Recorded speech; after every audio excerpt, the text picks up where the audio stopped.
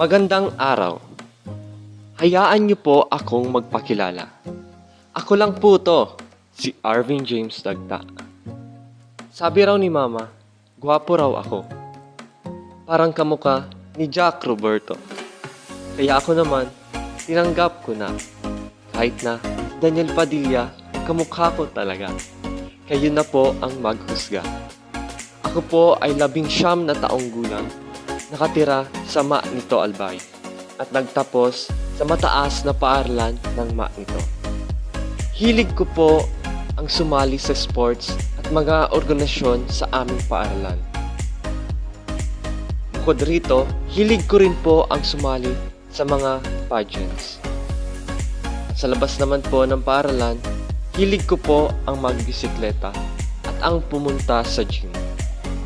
Bakit ko nga ba pinili ang kursong